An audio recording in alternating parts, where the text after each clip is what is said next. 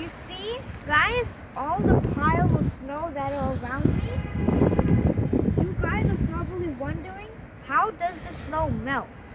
Well, we need rain. You see, right now it is snowing but not raining yet because it's the other day. But if rain touches the snow, and then it will turn into water and melt. So when the snow will melt, the rain basically turns the snow into a disgusting look of muddy snow.